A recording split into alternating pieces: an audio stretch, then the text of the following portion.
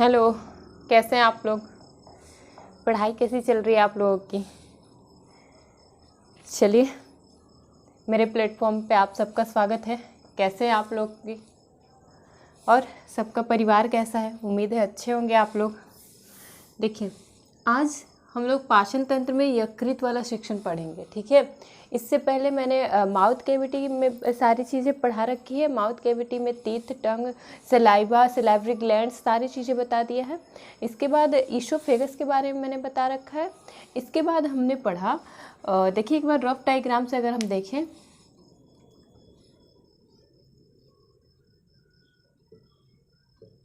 ये नोज़ वाला सेक्शन, ये माउथ वाला, ये मैं रोज़ रफ डायग्राम करके आप लोगों को समझाती हूँ ताकि आप लोग को सारी चीज़ें क्लियर हो जाए, ठीक है। और ये वाला हिस्सा है इपिग्लोटिस, ठीक है। ये क्या है? इपिग्लोटिस, इसको बोलते हैं इपिग्लोटिस। इपिग्लोटिस क्या होता है ये सारी चीज़ें मैंने बता दी है पिछले क्लासों में, तो अभी मैं नहीं बताऊंगी। एपिग्लोटिस, ठीक है।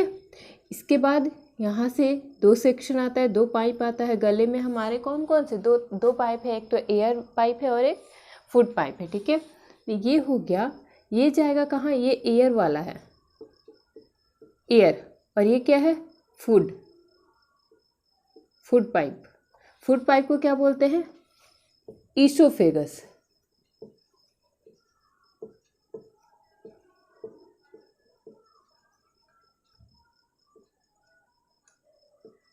ईसोफेगस। और एयर पाइप को क्या बोलते हैं? ट्रेकिया, ठीक है, ट्रेकिया। ये एयर कहाँ लेके जाएगा? हमारे चेस्ट कैविटी में। चेस्ट कैविटी में हमें ये नहीं पढ़ना है। ये हम कब पढ़ेंगे? जब हम रेस्पिरेटरी सिस्टम पढ़ेंगे तब पढ़ेंगे, ठीक है। ये कब पढ़ेंगे हम लोग? जब रेस्पिरेटरी सिस्टम पढ़ेंगे तब पढ़ेंगे। ये फूड पाइप आया, ये एब्डोमिनल वाला पार्ट है। एब्डोमिनल मैंने बता दिया है कि वो पार्ट जहाँ पे चेस्ट कैविटी और स्टोमक वाला पार्ट अलग होते हैं, ठीक है। और यहाँ से शुरू होता है, ये देखिए फूड पाइप यहाँ तक आया, और यहाँ से शुरू होता है पेट। ये देखिए पेट वाला सेक्शन है ना, पेट वाला सेक्शन। पेट का कितना भाग होता है? 3 भाग होता है। ये सारा कुछ मैंने बता दिया है अपने पिछले क्लास में, ठीक है। तो आप लोग ध्यान रखेंगे, ठीक है। पेट हो गया है। देखिए ये क्या क्या हो गया है? माउथ कैविटी के बारे में मैंने पढ़ा दिया है, ईसोफेगस के बारे में पढ़ा दिया है। उसके बाद पेट वाला जो स्टोमक वाला भाग है वो पढ़ा दिया है मैंने, स्टोमक वाला भाग पढ़ा दिया है। इसके बाद यहाँ पे आता है स्मॉल इंटेस्टाइन। स्मॉल इंटेस्टाइन ये भी मैंने पढ़ा दिया है। स्मॉल इंटेस्टाइन भी मैंने पिछले क्लास में बता रखा है, आप लोग देख लेंगे।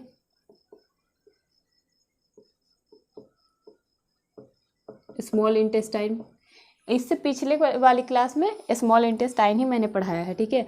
और ये है क्या? स्मॉल इंटेस्टाइन के कितने भाग होते हैं? मैंने बताया था कि स्मॉल इंटेस्टाइन के 3 भाग होते हैं। कौन कौन से होते हैं? डेडुनम, जेजुनम और इलियम। डेडुनम, जेजुनम और इलियम। डेडुनम कौन सा भाग होता है? जो पेट से जुड़ा होता है, यहाँ वाला पार्ट होता है क्या? डेडुनम, ठीक है। डी लिख देती हूँ मैं, ठीक है। बीच वाला भाग कौन सा होता है? जेजुनम।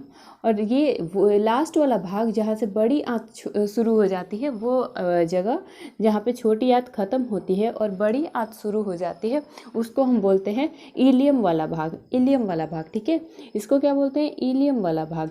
तो छोटी आंत के कितने भाग हैं?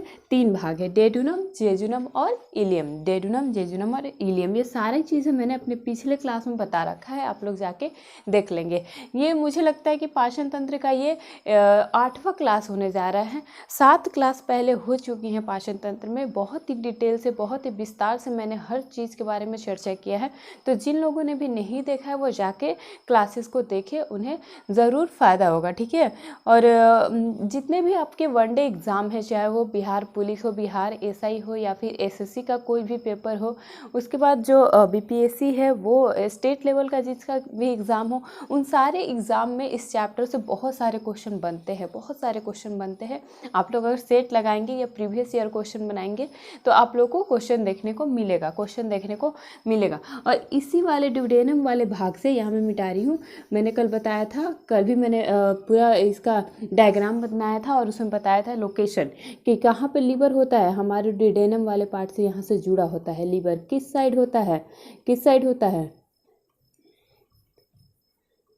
ये होता है हमारे राइट साइड। कहाँ होता है, राइट साइड। और यहाँ पे जुड़ा होता है गॉल ब्लैडर, गॉल ब्लैडर, ठीक है, यहाँ पे जुड़ा होता है गॉल ब्लैडर। ये है लीवर, लीवर, और ये है गॉल ब्लैडर। किससे जुड़ा हुआ है, डुडेनम वाले पार्ट से, डुडेनम वाले पार्ट से। यही लोकेशन है लीवर का, और यही आज हम लोग पढ़ेंगे लीवर के बारे में। यही आज हम लोग का क्लास होने जा रहा है, लीवर, ठीक है। मैंने लोकेशन बता दिया है आपको एक रफ डायग्राम बना के, और रफ डायग्राम में आप लोग समझ सकते हैं।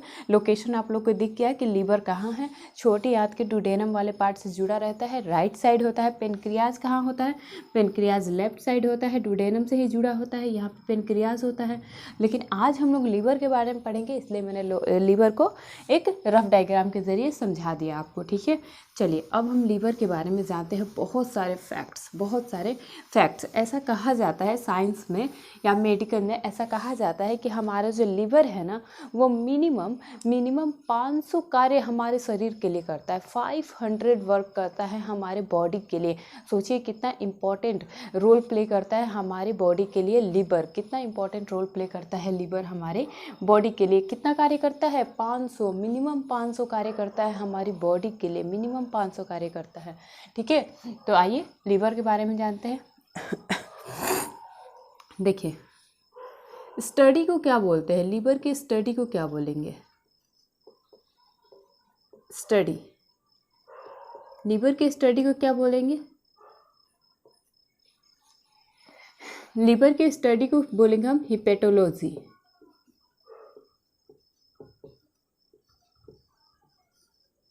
ठीक है। क्या बोलेंगे, हिपेटोलॉजी, हिपेटोलॉजी, ठीक है, ठीक है। देखिए जहाँ पे आप हेपेटिक वर्ड सुन लें, जहाँ भी आप हेपेटिक वर्ड सुनेंगे, जहाँ भी आप हेपेटिक वर्ड सुनेंगे, आप समझ जाएंगे कि वहाँ किसकी बात हो रही है, लीवर की बात हो रही है, लीवर की बात हो रही है। देखिए हिपेटिक या हेपेटो ऐसा वर्ड आप सुन लेंगे कहीं भी, या फिर क्वेश्चन में अगर आपको कहीं भी एग्जाम में क्वेश्चन बनता है लीवर से संबंधित, और वहाँ पर आपको कोई भी आंसर समझ में नहीं आ रहा है, तो आप जिस भी ऑप्शन में आपको हेपेटिक वर्ड देखने को मिले, आप उसको आंसर करके आइएगा। वो ज़्यादा चांसेस है कि आपका सही हो जाएगा, ठीक है, ज़्यादा चांसेस है कि वो सही हो जाएगा, क्योंकि हेपेटिक वर्ड जो होता है ना, वो लीवर के लिए ही यूज़ होता है। हेपेटिक वर्ड लीवर के लिए यूज़ होता है, ठीक है। स्टडी को क्या बोलते हैं, हिपेटोलॉजी, ठीक है। लीवर में जो कोशिकाएं होती हैं, जो सेल होती हैं, मैंने क्या कहा था कि हर जीवित शरीर जो होता है, ह्यूमन बॉडी होता है, लिविंग थिंग्स होते हैं, वो किससे बनी होती है, सेल से बनी होती है। यानी हमारा जो शरीर है वो सबसे छोटी इकाई शरीर की क्या है, कोशिका। यानी हमारा जो शरीर है वो कोशिकाओं से मिलकर बना हुआ है। यानी कि जो भी हमारे शरीर के ऑर्गन्स है वो भी कोशिकाओं से मिलकर बने हुए हैं। तो यानी जो यकृत है, जो यकृत है वो भी तो कोशिकाओं से मिलकर बना होगा, वो भी तो किसी कोशिकाओं से मिलकर बना होगा। तो यस, जो कोशिकाएं यकृत में होती है उन्हें कौन सी कोशिकाएं कहा जाता है, सेल, कोशिका। जो कोशिका होती हैं यकृत में उन्हें क्या कहते हैं, हम उन्हें क्या कहते हैं, उन्हें कहते हैं हेपेटिक सेल, हिपैटिक सेल। क्या कहते हैं, हिपैटिक सेल, ठीक है। ये वो कोशिकाएं होती हैं जो हमारे लीवर में होती हैं, जो यकृत में होती हैं, हिपैटिक सेल्स, ठीक है। कौन सी कोशिकाएं होती है, हिपैटिक सेल। अच्छा, जो स्पेशलिस्ट होते हैं, जो स्पेशलिस्ट होते हैं उनको हम क्या कहते हैं, मतलब जो लीवर के जो डॉक्टर हैं, अगर आपको लीवर संबंधित बीमारी हो जाए तो आप कहाँ जाएंगे, किसी फिजिशियन के पास चले जाएंगे या फिर कार्डियोलॉजिस्ट के पास चले जाएंगे, नहीं, आप जाएंगे कहाँ, लीवर विशेषज्ञ चिकित्सक के पास। वो चिकित्सक, वो डॉक्टर जो लीवर के बारे में बहुत सारा स्टडी करके बैठा है, वो डॉक्टर है लीवर का, तो उसको क्या बोलते हैं, स्पेशलिस्ट को क्या बोलते हैं, बताइए।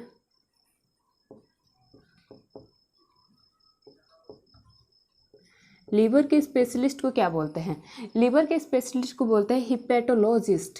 देखिए हर नाम में क्या आया है, हेपेटिक वर्ड आया है, इसलिए मैंने क्या कहा कि जहाँ भी आप हेपेटिक वर्ड देख लें उसको आप लीवर से कनेक्ट कर लीजिए, लीवर से कनेक्ट कर लीजिए, ठीक है। क्या बोलेंगे, हिपैटोलॉजिस्ट,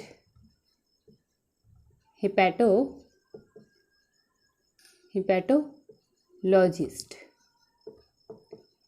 ठीक है, क्या बोलेंगे? हिपैटोलॉजिस्ट। ठीक है, लीवर के स्टडी को क्या बोलते हैं? हिपैटोलॉजी।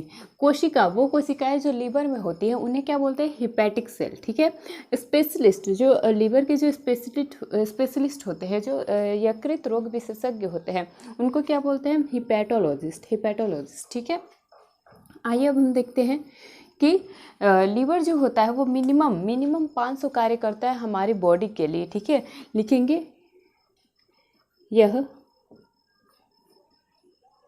न्यूनतम 500 कार्य हमारे बॉडी के लिए करता है, हमारे शरीर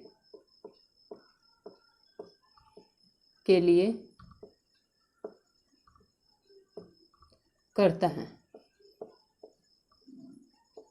ठीक है, कितना काम करता है हमारी बॉडी के लिए? न्यूनतम 500। ठीक है, जल्दी से आप लोग नोट कीजिए, आगे चलते हैं।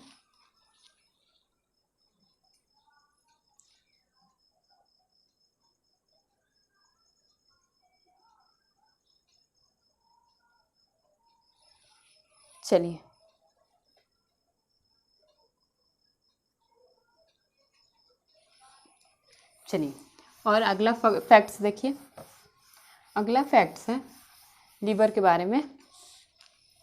ये मैं जो महत्वपूर्ण कार्य है ना लीवर के, वो सारे बता रही हूँ। अब 500 कार्य तो बताना संभव नहीं है ना, जो भी इम्पोर्टेंट है, जो एग्ज़ाम की दृष्टि में सही है, जो आते हैं वो क्वेश्चन मैं करा देती हूँ। ठीक है, देखिए अब क्या है कि जो लीवर है ना, जो यकृत है, ये क्या होता है? सबसे बड़ा, सबसे लिखेंगे, सबसे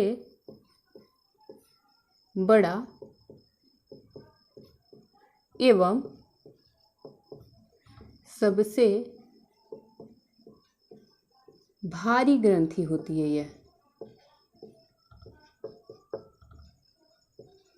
ग्रंथि, ठीक है, ये क्या है? लीवर क्या है? हमारे शरीर का सबसे बड़ा और सबसे भारी ग्रंथि होती है। सबसे भारी ग्रंथि होती है। ग्रंथि यानी ग्लैंड्स। ग्लैंड्स के बारे में मैंने बहुत ही अच्छे से आप लोग को बता रखा है। ठीक है, ग्लैंड्स क्या होती है?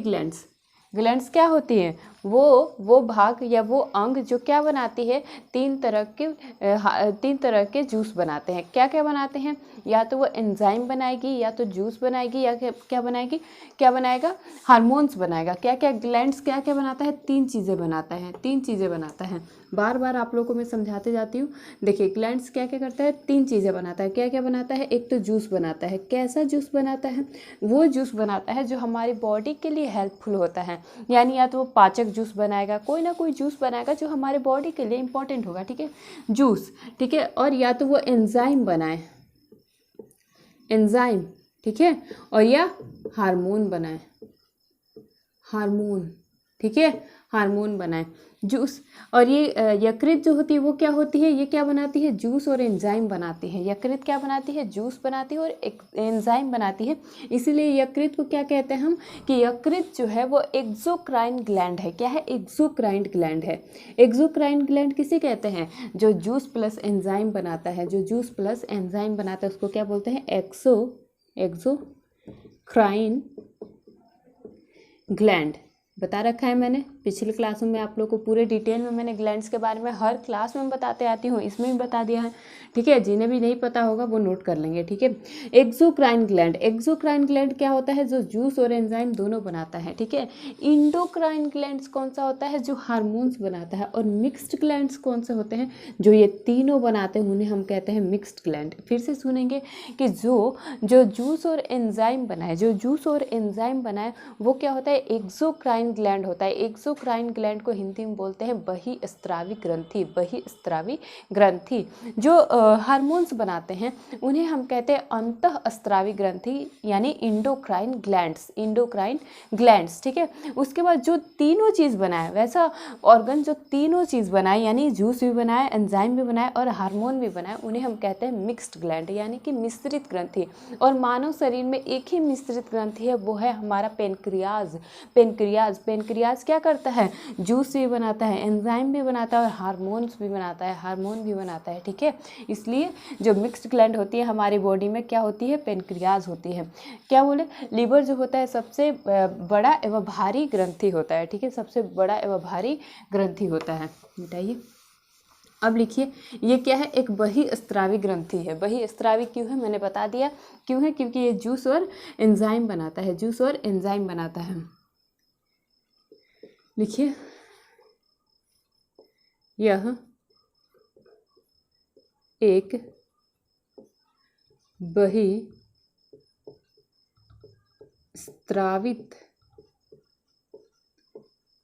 बहिस्त्रावित ग्रंथि है।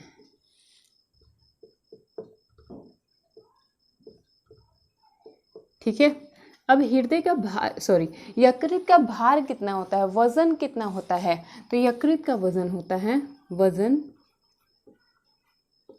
कितना होता है, 1.5 से लेके 1.7 केजी, 1.5 से लेके 1.7 केजी, यानी औसतन आप बोल सकते हैं 1.5 केजी।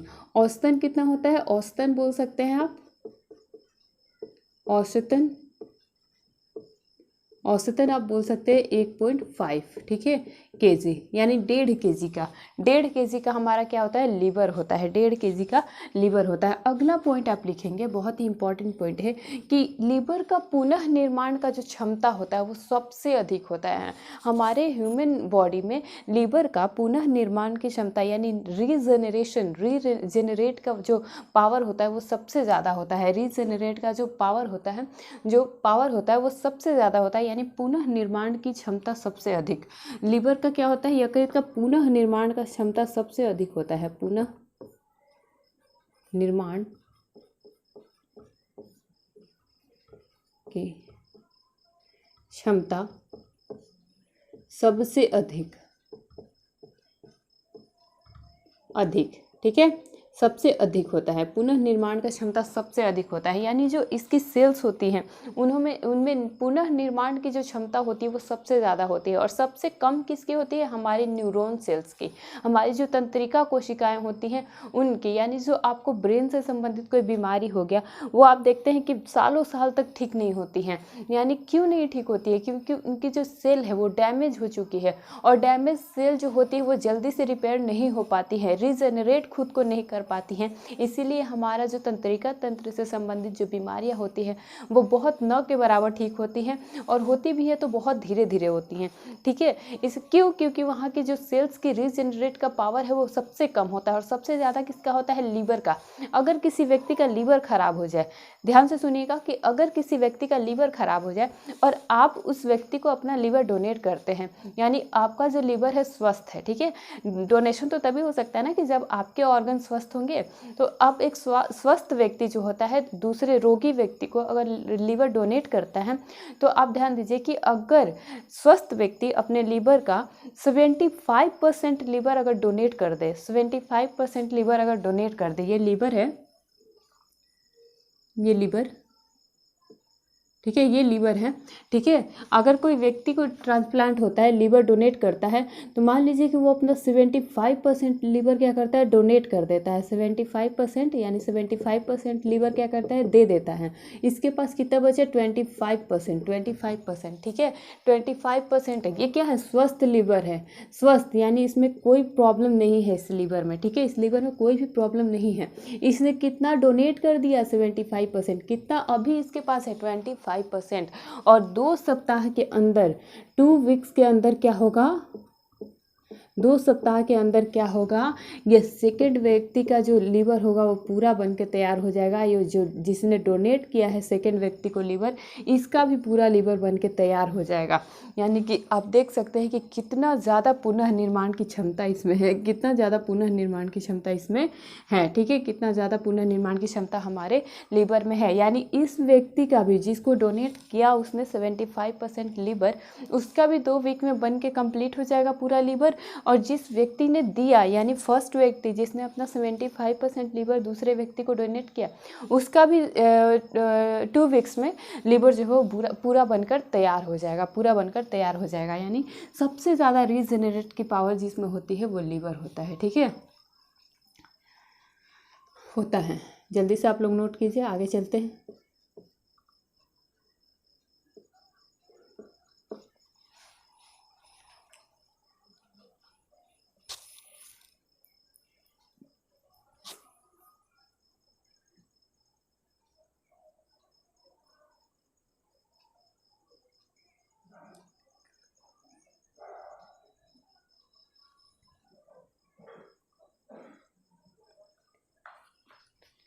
देखिए यहाँ पे आप ध्यान दीजिएगा, यहाँ पे अगर मेल और फीमेल का पूछे, मेल और फीमेल का लीवर का वेट पूछे, यहाँ पे देखिए वजन मेल का और फीमेल का कितना होता है, फीमेल, ठीक है, मेल का कितना होता है और फीमेल का, ये तो औसतन वजन है। क्या है, दोनों का वजन अगर औसतन पूछते कि लीवर का वजन कितना होता है तो आप बताएंगे 1.5 से लेके 1.7 kg, 1.5 से लेके 1.7 kg। लेकिन अगर औसतन पूछ दे तो आप अगर ऑप्शन में ये भी होगा तो आप इसको टिक करेंगे 1.5 kg, ठीक है। अगर पार्टिकुलर पूछ दे कि मेल का कितना होता है और फीमेल का कितना होता है तो मेल का आप लिखेंगे 1.4 से 1.8 तक, 1.4 से 1.8 kg, 1.8 kg। और फीमेल का कितना होता है 1.2 से 1.4 kg, 1.4 kg। अब आपको लगता होगा कि फीमेल का जो लीवर है वो छोटा होता है और मेल का बड़ा होता है, फीमेल का जो लीवर होता है वो छोटा होता है और मेल का बड़ा क्यों होता है। अब आपका क्वेश्चन आएगा कि मैम ये बताइए कि फीमेल का छोटा क्यों है और मेल का बड़ा यकृत क्यों है। तो इसका जवाब ये है कि कोई भी जो ऑर्गन्स होते हैं हमारी बॉडी में वो हमारे ह्यूमन जो वेट होता है, जो हमारा वेट होता है उसके अकॉर्डिंग हमारे ऑर्गन्स होते हैं, इंटरनल ऑर्गन्स होते हैं, ठीक है। तो ऐसा माना जाता है कि जो लड़कियां होती है, जो फीमेल्स होती हैं, उनका जो वेट होता है वो मेल के मुकाबले थोड़ा कम होता है, इसलिए उनका जो ऑर्गन्स होता है, बॉडी ऑर्गन्स, वो क्या होता है मेल के मुकाबले थोड़े छोटे होते हैं, ठीक है। इसीलिए जो फीमेल का यकृत का जो वजन है वो है 1.2 से 1.4 kg और मेल का कितना है 1.4 से 1.8 kg। जल्दी से नोट कीजिए, आगे चलते हैं।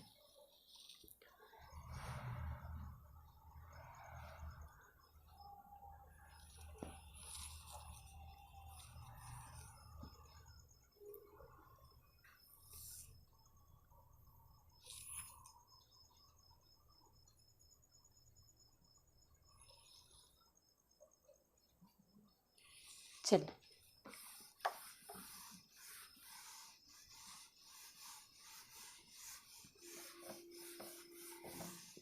अब देखिए, एक क्वेश्चन पूछता है कि यकृत जो होता है वो किस प्रक्रिया पे काम करता है, तो ये पाइसीकरण प्रक्रिया पे काम करता है। लिखिएगा कि यकृत पाइसीकरण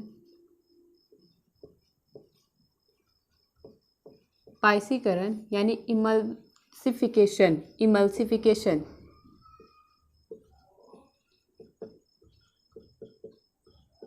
इमल्सिफिकेशन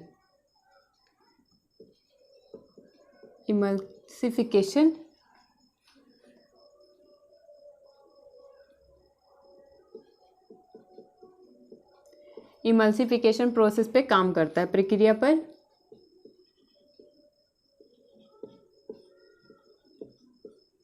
काम करता है,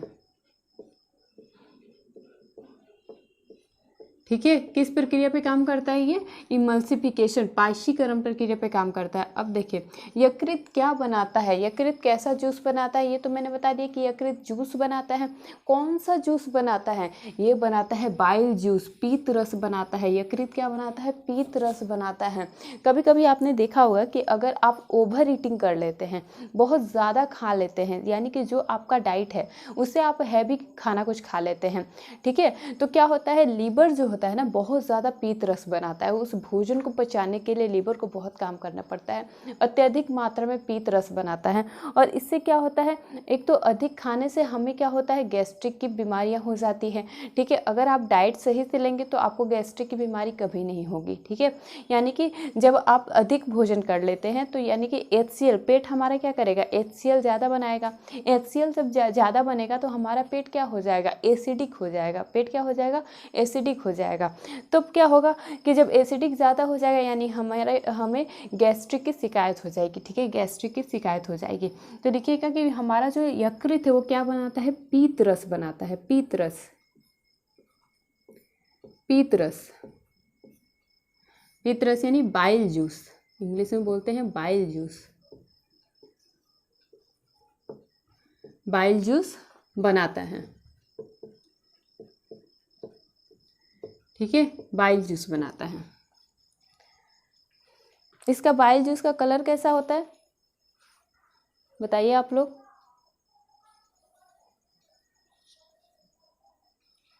देखिए बाइल जूस का जो कलर है, ये बाइल जूस का कलर, रंग कैसा होता है, हल्का हरा और हल्का पीला और हरा रंग का होता है, पीला हरा मान सकते हैं, हल्का पीला और ज़्यादा हरा यानी कि पीला हरा या फिर हरा, ठीक है।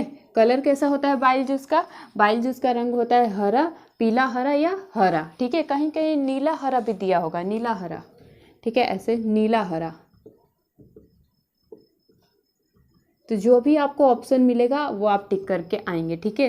कैसा रंग होता है, या तो पीला हरा होता है या फिर हरा या फिर नीला हरा, ठीक है। बाइल जूस का कलर कैसा होता है, बाइल जूस का कलर होता है पीला हरा, हरा या नीला हरा। क्यों होता है ये आगे चलते वो ये क्यों होता है, पिगमेंट बनाता है यकृत, यकृत की वजह से इसका रंग जो होता है वो हरा होता है, ठीक है। यकृत इसके लिए जिम्मेदार है कि इसका रंग कैसा होता है, ठीक है। अब हम लोग देखते हैं कि किस पिगमेंट के कारण जो ये है ना हरा होता है, किस पिगमेंट के कारण यकृत कौन सा पिगमेंट बनाता है जिसके कारण बाइल जूस का जो रंग है वो हरा होता है।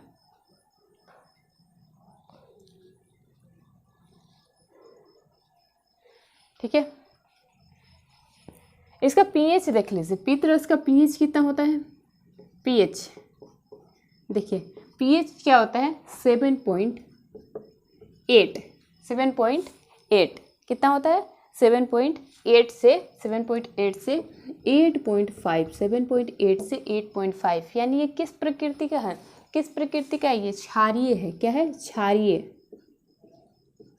क्षारीय, ठीक है, क्षारीय। 7 से ऊपर क्या होता है क्षारीय होता है, बेसिक नेचर का होता है। यानी अगर प्रकृति पूछे कि हमारा जो बाइल जूस है उसका प्रकृति क्या है, वो अम्लीय होता है या क्षारीय होता है, तो आप क्या बोलेंगे कि क्षारीय होता है। देखिए 7 से ऊपर है तो 7 से ऊपर होता है तो वो क्या होता है क्षारीय होता है, 7 से कम होता है तो वो क्या होता है एसिडिक होता है, और अगर 7 होता है तो वो क्या होता है उदासीन होता है, ठीक है, उदासीन होता है। बहुत लोगों को यानी सारे लोगों को पता होगा ये बात, ठीक है। और ठीक है, पीएच कितना होता है 7.8 से लेके 8.5 तक, ठीक है। इसका रंग कैसा होता है पीला हरा, ठीक है। अब आइए देखते हैं कि जो यकृत होता है ना, यकृत ये कौन कौन सा पिगमेंट बनाता है।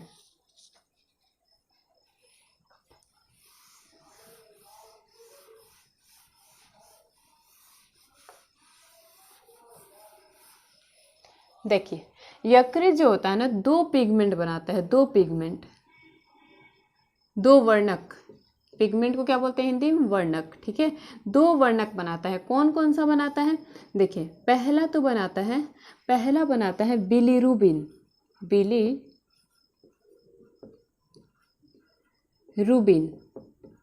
ठीक है, बिलीरुबिन, हिंदी में भी इसको बोलेंगे बिलीरुबिन,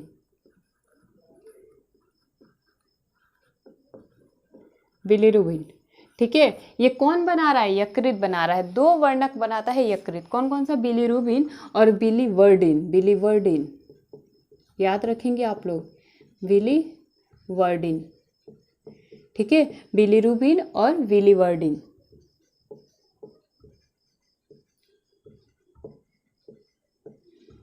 बिलीवर्डिन, ठीक है। बिलीरुबिन और बिलीवर्डिन ये क्या है पिगमेंट, क्या करता है वर्णक, क्या करता है किसी चीज़ को कलर देता है।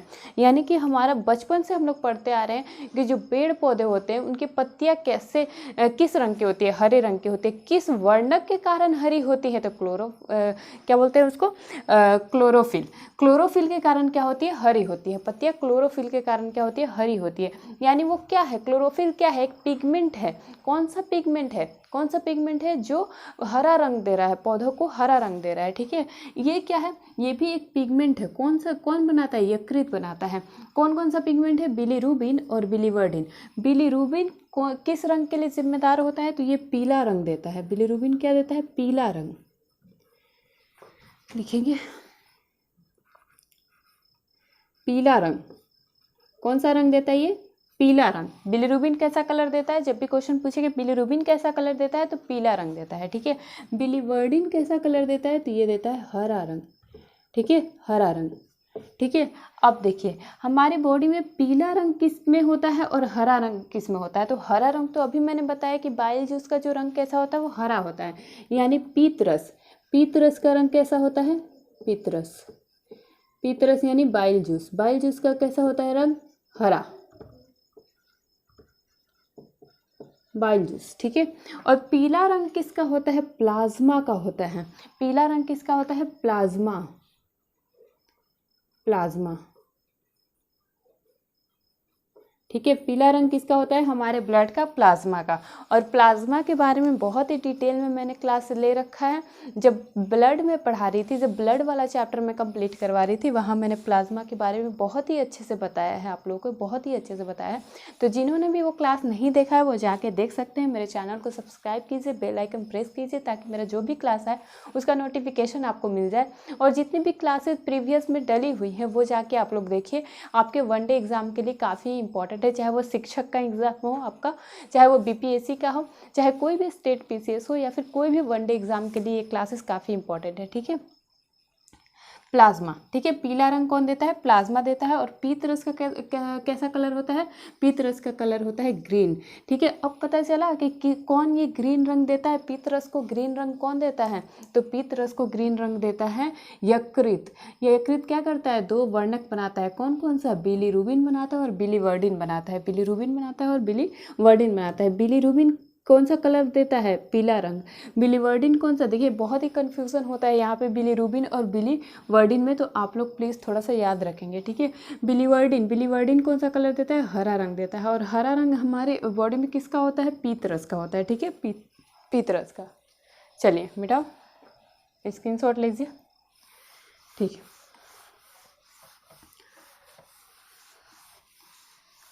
अब देखिए बाइल जूस के बारे में थोड़ा सा अब हम लोग जान लें, पीतरस के बारे में थोड़ा सा और जान लेते हैं, ठीक है।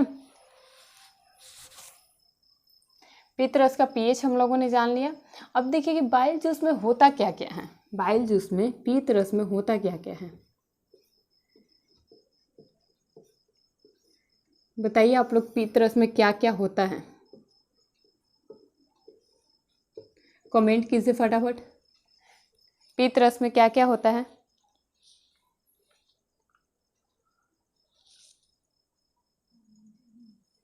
देखिए पीतरस में होता है, पहला तो होता है वाटर, पानी। दूसरा होता है कोलेस्ट्रॉल, कोलेस्ट्रॉल। और बताइए क्या होता है पीतरस में, सॉल्ट होता है, ठीक है, सॉल्ट, सॉल्ट होता है। पीतरस में क्या क्या होता है, पानी होता है, कोलेस्ट्रॉल होता है, सॉल्ट होता है। और दो बताइए, जल्दी जल्दी कमेंट कीजिए आप लोग।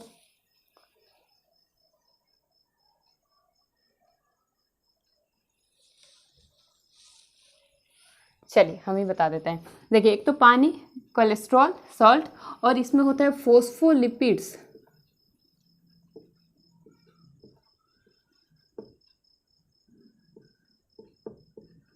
बस इतना ही होता है, ठीक है।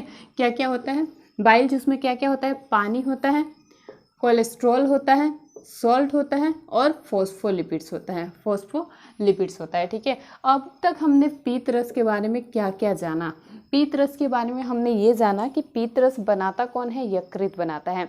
इसका कलर देखिए, पहला पॉइंट है कि पीतरस कौन बनाता है, तो यकृत बनाता है, ठीक है। दूसरा है पॉइंट कि पीतरस का रंग कैसा होता है, तो पीतरस का रंग होता है या तो पीला हरा कहिए, हरा कहिए, या हरा नीला कहिए, ठीक है। उसके बाद पीतरस का प्रकृति कैसा होता है, तो पीतरस का प्रकृति होता है क्षारीय, ठीक है। और आप लोग याद रखेंगे जो गैस्ट्रिक जूस था, जो पेट बना रहा था गैस्ट्रिक जूस, वो क्या था, वो अम्लीय था, वो अम्लीय था। ये दोनों में आप लोग डिफरेंस करके चलेंगे कि जो पेट में जो गैस्ट्रिक जूस बन रहा था वो कैसा था, वो अम्लीय था। उसका पीएच कितना था, 1.5 से 3 था, 1.5 से 3 तक था, यानी क्या था, वो अम्लीय था, अम्लीय था। लेकिन ये जो बाइल जूस है ये क्या है, क्षारीय प्रकृति का होता है। तो कई बार पूछ देता है कि जो हमारे गैस्ट्रिक जूस जो होता है वो किस प्रकृति का होता है, तो अम्लीय होता है। और जो पीतरस होता है, जो बाइल जूस होता है, वो किस प्रकृति का होता है, क्षारीय होता है। पीएच कितना होता है बाइल जूस का, 7.8 से 8.5, 7.8 से 8.5 होता है, ठीक है। इसके बाद पीतरस में क्या क्या होता है, वाटर होता है, कोलेस्ट्रॉल होता है, सॉल्ट होता है और फॉस्फोलिपिड होता है, ठीक है। और पीतरस अगर ज़्यादा बन जाए, मान लीजिए कि पीतरस अगर गॉल ब्लैडर पीतरस जो है यकृत कभी कभी ज़्यादा बनाते हैं, तो वो कहाँ स्टोर होता है, ये लिखिए कि पीतरस कहाँ स्टोर होता है। पीतरस कहाँ स्टोर होता है, जब यकृत ज़्यादा पीतरस बना देता है तो वो पीतरस जाके गॉल ब्लैडर में क्या होता है, एकत्रित हो जाता है, गॉल ब्लैडर में जाके एकत्रित हो जाता है, ठीक है।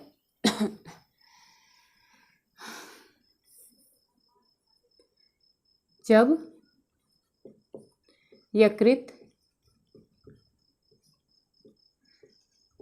पीतरस अधिक बना दे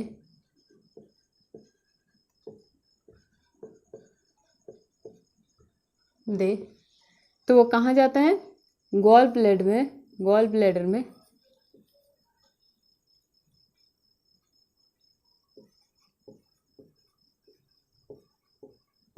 गॉल ब्लैडर में एकत्रित हो जाता है, एकत्रित या स्टोर हो जाता है,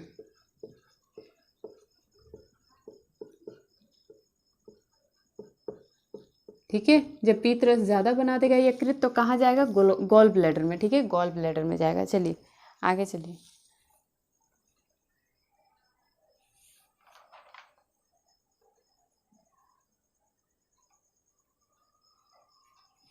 चलिए एक क्वेश्चन आता है कि कौन कौन से ऐसे जीव हैं, कौन कौन से ऐसे जीव हैं जिनमें गॉल ब्लैडर नहीं होता है, कौन कौन से ऐसे जीव हैं जिसमें गॉल ब्लैडर होता ही नहीं है, कौन कौन से ऐसे जीव है बताइए आप लोग जिसमें गॉल ब्लैडर नहीं होता है।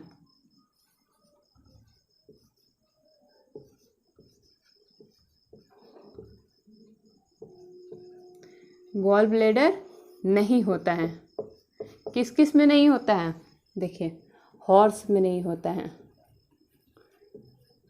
रैट में नहीं होता है, और एक आप लोग बताइए, रैबिट में नहीं होता है, ठीक है। किस किस में नहीं होता है, हॉर्स में नहीं होता है, रैट में नहीं होता है और रैबिट में नहीं होता है। ये तीनों में क्या होता है, गॉल ब्लैडर नहीं होता है, गॉल ब्लैडर नहीं होता है, ठीक है। आप लोग लिख लीजिए कि हॉर्स, रैट और रैबिट में, हॉर्स, रैट और रैबिट में क्या होता है कि गॉल ब्लैडर नहीं पाया जाता है, गॉल ब्लैडर नहीं पाया जाता है। अब देखिए यकृत का हम लोकेशन एक जान लेते हैं कि हमारे यकृत का लोकेशन क्या है।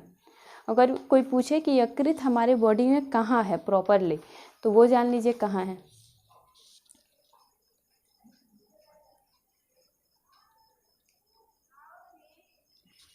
देखिए अगर लोकेशन की बात करें, यकृत की लोकेशन की बात करें, अवस्थिति या स्थिति, अवस्थिति क्या है इसका, लोकेशन। देखिए मैं हिंदी और इंग्लिश दोनों में लिखती हूँ ताकि आप लोग कंफर्टेबल रहें। जो इंग्लिश मीडियम के बच्चे हैं, जो हिंदी मीडियम के बच्चे हैं, वो दोनों मेरे क्लास से नोट्स बना सके, ठीक है। तो आप दोनों के लिए मैं इजी कर देती हूँ, ठीक है। अवस्थिति कहाँ है इसका, अवस्थिति है दाएं भाग में, कहाँ है, दाएं भाग में, दाएं भाग में छोटी आंत के ड्यूडेनम से जुड़ा होता है, छोटी आंत के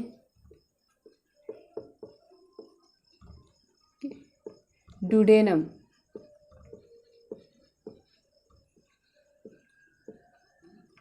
ड्यूडेनम से जुड़ा होता है, ठीक है।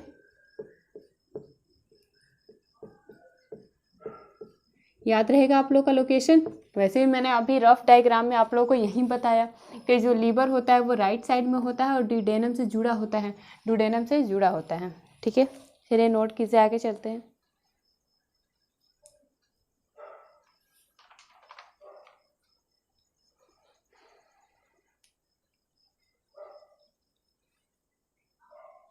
देखिए कभी कभी क्या होता है ना कि लीवर खराब होने का मतलब आप समझिए कि कभी कभी लोग कहते हैं कि लीवर खराब हो गया है, किसी का शरीर पीला पड़ गया है, ठीक है। अभी मैंने दो पिगमेंट के बारे में बताया कि लीवर में दो पिगमेंट होते हैं, बिलीरुबिन और बिलीवर्डिन। बिलीरुबिन और बिलीवर्डिन। बिलीरुबिन कैसा कलर दे रहा था, हरा कलर, सॉरी, बिलीरुबिन कैसा कलर दे रहा था, येलो कलर दे रहा था, ठीक है, पीला कलर दे रहा था। और बिलीवर्डिन कैसा कलर दे रहा था, हरा कलर दे रहा था। तो जब भी लोगों को जॉन्डिस होता है, जॉन्डिस होता है, पीलिया होता है, तो पीलिया का मतलब ये है कि हमारा जो लीवर है ना वो बिलीरुबिन अधिक मात्रा में बनाने लग जाता है। जब लीवर बिलीरुबिन का फॉर्मेशन अधिक मात्रा में करने लग जाता है तो क्या होता है, हमें जॉन्डिस हो जाता है, हमें पीलिया हो जाता है, यानी हमारी आंखें जो है वो क्या हो जाती हैं, पीली हो जाती हैं, ज़बान पीला हो जाता है, हमारा शरीर में पीलापन आ जाता है, नाखून पीले हो जाते हैं। इसका मतलब क्या होता है, जॉन्डिस हो जाता है। जॉन्डिस में क्या होता है, बिलीरुबिन का फॉर्मेशन जो होता है यकृत ज़्यादा करने लग जाता है, ठीक है। जॉन्डिस, उसे ही जॉन्डिस कहते हैं। चलिए आगे चलें।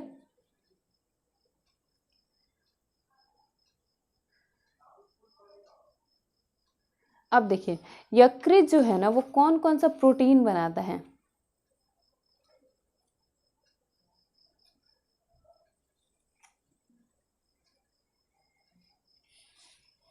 देखिए ये क्या करता है, प्रोटीन बनाता है, फॉर्मेशन भी करता है यूरिया का, तो वो भी हम लोग लिखेंगे। ये कौन कौन सा प्रोटीन बनाता है, फॉर्मेशन ऑफ प्रोटीन।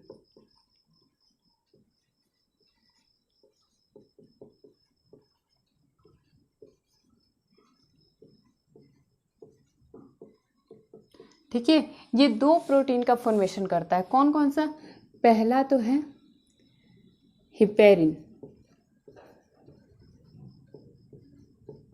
ठीक है, हिपेरिन, हिपेरिन। दूसरा, दूसरा बताइए आप लोग। पहला तो मैंने बता दिया हिपेरिन, दूसरा, दूसरा एल्बुमिन,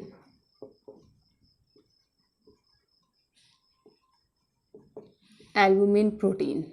हिपेरिन क्या है, प्रोटीन है। कई बार पूछ देता है क्वेश्चन, सीधे सीधे पूछ देता है कि हिपेरिन एक है, क्या है, हिपेरिन एक है, पूछ देता है, बोलता है हिपेरिन एक है, protein, lipids, carbohydrates and enzyme. तो आपको आंसर क्या करना है, प्रोटीन है, एल्बुमिन प्रोटीन, ठीक है। हिपेरिन क्या करता है, हिपेरिन क्या करता है, हमारी बॉडी के अंदर ब्लड का थक्का नहीं बनने देता है। ये क्या है, बॉडी के अंदर ब्लड का थक्का नहीं बनने देता है।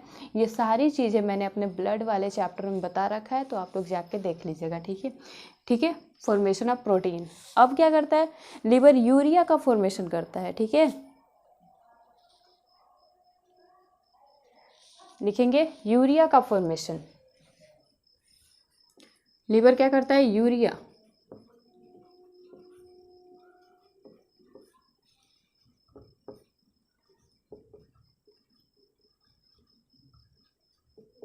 यूरिया का फॉर्मेशन, ठीक है। और हमारे लीवर में कौन कौन सा विटामिन्स होता है, हमारे लीवर में विटामिन्स भी होते हैं, वाइटामिन्स भी होते हैं हमारे लीवर में। कौन कौन सा वाइटामिन्स होते हैं, तो विटामिन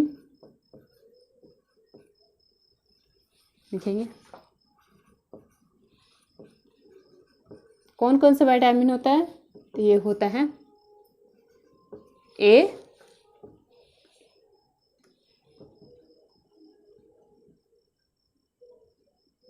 AED के, AED के, ठीक है, AED के, ठीक है। और कौन सा होता है, B12, B12 लिखेंगे, B12, ठीक है।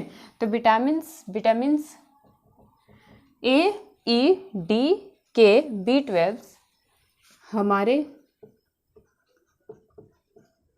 यकृत में संचित रहता है, ठीक है, संचित रहता है। जब भी पूछे कि हमारे यकृत में कौन कौन सा विटामिन होता है, कौन कौन सा विटामिन होता है, तो कौन कौन सा विटामिन होता है, ये होता है AEDK B12, AEDK B12, AEDK B12, याद रहेगा, याद रहेगा। चलिए आगे चलते हैं।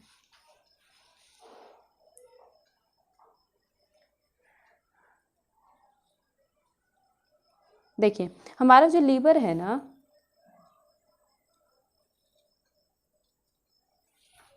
लिखिए, चलिए,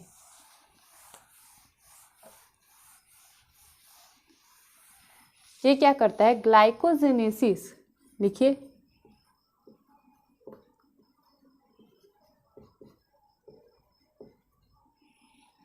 ग्लाइकोजेनोसिस,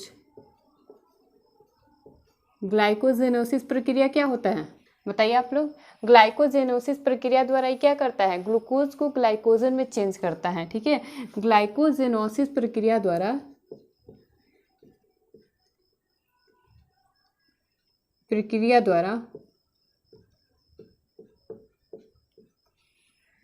ग्लाइकोजेनोसिस प्रक्रिया द्वारा ग्लूकोज को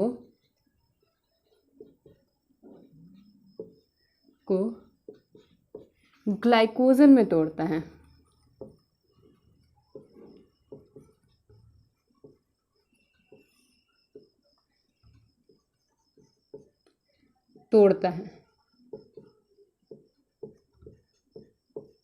ठीक है। तो जब भी पूछे कि ग्लाइकोजेनोसिस क्या होता है, एक प्रक्रिया होता है, कौन सा प्रक्रिया होता है, इस प्रक्रिया के द्वारा ग्लूकोज जो होता है वो ग्लाइकोजन में टूटता है। ग्लूकोज किस में टूटता है, ग्लाइकोजन में टूटता है, ठीक है। और लीवर में क्या होता है,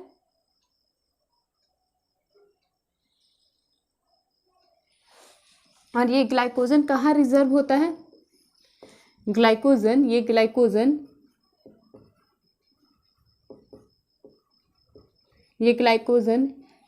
यकृत में रिजर्व होता है, यकृत में रिजर्व हो जाता है।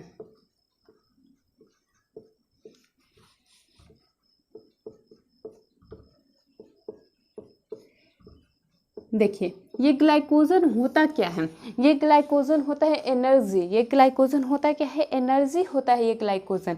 आप देखिए कभी भी आप लोग फास्ट रखें, हम लोग रोज़ खाना खाते हैं, हमें रोज़ एनर्जी मिलती है हमारे बॉडी को, लेकिन कभी कभी ऐसा होता है हमें 1-2 दिन के लिए उपवास करना पड़ जाता है, उस वक्त हम कोई भी भोजन नहीं करते हैं, ठीक है, भोजन नहीं करते हैं तो भी हमारे शरीर को एनर्जी मिलती है। वो एनर्जी कहाँ से मिलती है, देखिए वो एनर्जी देता है हमारा लीवर।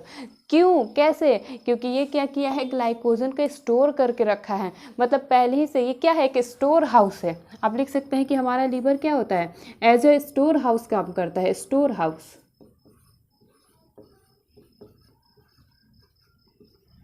स्टोर हाउस, इसको हम क्या बोल सकते हैं, स्टोर हाउस। कैसे, क्योंकि ये ग्लाइकोजन को क्या कर रहा है, रिजर्व करके रख रहा है, ठीक है, संचित करके रख रहा है कि जब भी ये बॉडी जो है इसको एनर्जी की ज़रूरत होगी तब ये एनर्जी हमें दे देगा, पूरी बॉडी को ये ग्लाइकोजन के रूप में एनर्जी हमारे बॉडी को दे देगा, ठीक है। या मैं यहाँ पे खड़ी हूँ, बोल रही हूँ, यानी कहीं ना कहीं मैं अपना एनर्जी खर्च कर रही हूँ, ठीक है। तो वो एनर्जी मुझे कहाँ से मिला, आज मैंने जो भी फूड पार्टिकल्स खाए उससे मुझे एनर्जी मिल रहा है, तभी तो मैं वर्क कर पा रही हूँ, आपके सामने खड़ी हूँ, बोल पा रही हूँ, गिर नहीं रही हूँ, है ना। तो वर्क करने के लिए एनर्जी तो चाहिए, तो वो मैंने भोजन से ले लिया है। लेकिन आज अगर मेरा फास्ट होता तो भी मैं बोल पाती, ऐसा तो नहीं है कि मैं नहीं बोल पाती, हाँ थोड़ा बहुत एनर्जी कम रहता है लेकिन रहता, ठीक है। तो वो एनर्जी कहाँ से आता है, वो एनर्जी मुझे देता है ग्लाइकोजन, यकृत। ये ग्लाइकोजन जो संचित करके वो रखा है अपने पास, वो मेरे पूरे बॉडी में कौन देता है, लीवर देता है, ठीक है, लीवर देता है, ठीक है। इसीलिए इसको हम क्या कहते हैं, स्टोर हाउस कहते हैं, क्योंकि ये विटामिन को भी स्टोर करके रखता है। कौन कौन से विटामिन को, A, E, D, K, B12, ये सारे विटामिन को ये स्टोर करके रखता है, स्टोर करके रखता है, ठीक है। लिखिए,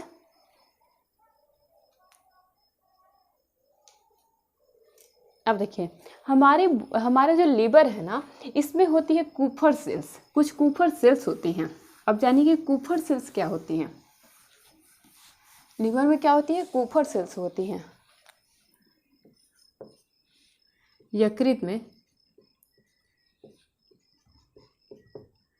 कूपर सेल्स होती हैं।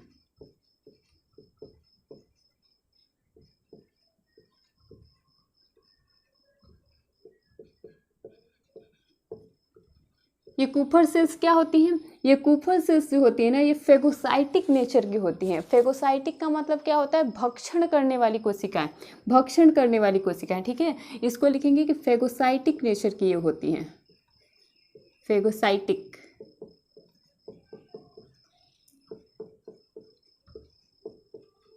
ठीक है, ये कैसी होती है? फेगोसाइटिक नेचर के होते हैं, यानी क्या करती है? भक्षण करने वाली कोशिकाएं होती हैं। इसमें क्या होती है? भक्षण करने वाली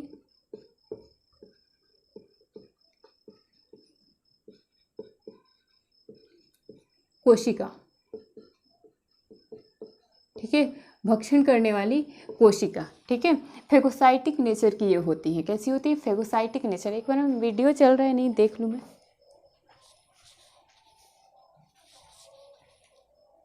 ठीक है, ठीक है, ये कैसी होती है? फेगोसाइटिक नेचर का होती है। अब सवाल आता है कि मैम फेगोसाइटिक का मतलब क्या है? फेगोसाइटिक का मतलब ये है कि कभी कभी हम खराब खाना खा लेते हैं, खराब चीज़ें खा लेते हैं, यानी फंजाई वाले, कवक वाले भोजन हम कर लेते हैं, खा लेते हैं। तो उसमें जो जीवाणु, जो हानिकारक जीवाणु हमारे अंदर चले जाते हैं, उनको ये कूपर सेल्स क्या करती हैं? मार देती है। यानी टू किल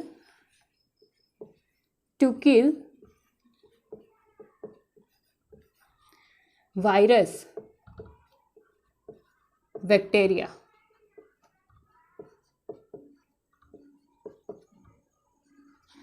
ठीक है, वायरस एंड बैक्टीरिया। जो भी वायरस और बैक्टीरिया आता है उसको ये क्या करती है? मार देती है। कौन? Kupffer cells. कौन मारती है? Kupffer cells. जो हमारे लीवर में कूपर सेल्स होती हैं वो मारती है वायरस और बैक्टीरिया को। फिर सवाल आप लोग करेंगे कि मैम जब सारा वायरस और बैक्टीरिया को कूपर सेल्स मार देती है तो हमें वायरस और बैक्टीरिया से रोग कैसे हो जाता है, डिजीज कैसे हो जाता है? तो मेरा जवाब ये है कि देखिए, सारे वायरस और बैक्टीरिया को ये नहीं मारता है, लेकिन कुछ मात्रा में वायरस और बैक्टीरिया को ये क्या करता है? कूपर सेल्स उनको खा जाती हैं, यानी क्या करती हैं? उनका भक्षण करती हैं। इसलिए इसको क्या कहते हैं? हम भक्षण करने वाली कोशिकाएं कहते हैं। किसका भक्षण करती है? वायरस और बैक्टीरिया का। वायरस और बैक्टीरिया का 100% नहीं करती हैं, 100% भक्षण नहीं करती। अगर 100% कर लेती तो हमें कोई बीमारी ही नहीं होती बैक्टीरिया और वायरस से। 100% नहीं करती है, लेकिन कुछ मात्रा में कर लेती हैं, ठीक है, कुछ मात्रा में। अब देखिए, वर्ल्ड लिवर डे किस दिन मनाया जाता है? वर्ल्ड लिवर डे अभी गया है,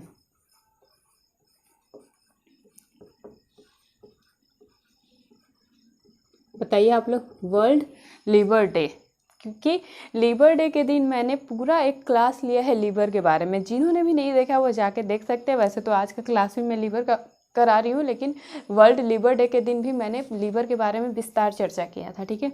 वर्ल्ड लिवर डे मनाते हैं हम 19 अप्रैल,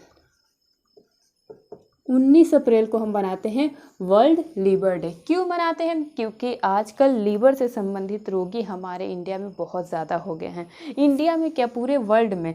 यानी फैटी लीवर का केस आप देख रहे हैं कि फैटी लीवर हो जा रहा है, सबका फैटी लीवर हो जा रहा है। क्यों हो रहा है? क्योंकि हम वसा ज़्यादा कंज्यूम कर रहे हैं, प्रोटीन, लिपिड्स, प्रोटीन और कार्बोहाइड्रेट से कहीं ज़्यादा हम फैट को गेन कर रहे हैं।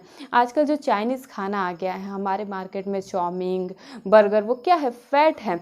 आजकल आप देखेंगे लोग चीज़ बहुत ज़्यादा खा रहे हैं, वो क्या है? फैट है।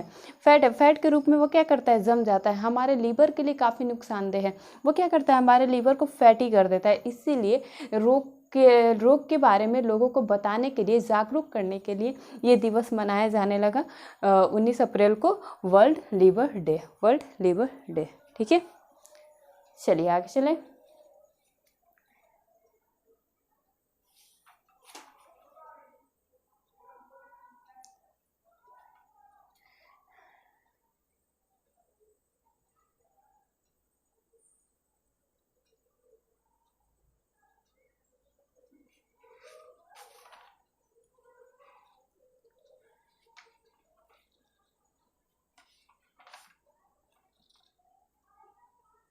चलिए, हो गया।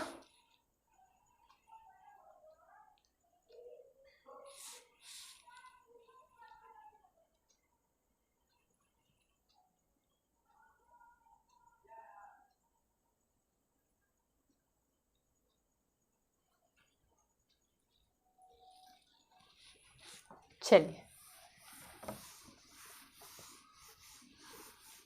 देखिए, एक लास्ट हम लोग फैक्ट जान लेते हैं, उसके बाद क्लास को बंद करेंगे, क्लोज करेंगे, काफ़ी टाइम हो गया है। देखिए, लास्ट फैक्ट एक जानेंगे कि जो हम दवा खाते हैं, मेडिसिन खाते हैं, वो हमारे शरीर में कैसे कंज्यूम होता है, कैसे लगता है, उसका भी श्रेय जाता है यकृत को। जब हम मेडिसिन खाते हैं तो यकृत उसको इस पोजीशन में ला देता है कि हमारा शरीर जो है उसे कंज्यूम कर लेता है, संग्रहित कर ले। ठीक है, ये लास्ट पॉइंट आप लोग लिख लेंगे। और आज का क्लास यहीं तक। अगला जो क्लास होगा वो पेनक्रियाज के बारे में हम लोग पढ़ेंगे और जो लार्ज इंटेस्टाइन है उसके बारे में पढ़ेंगे, और ये क्लास ख़त्म हो जाएगा। तो प्लीज़ जिन्हें भी मेरी मेहनत पसंद आ रही है वो प्लीज़ चैनल को सब्सक्राइब करेंगे, लाइक करेंगे और शेयर करेंगे, ठीक है, अपने दोस्तों के साथ। और ऐसे ही अपना सपोर्ट मुझे बनाए रखेंगे। Okay, bye.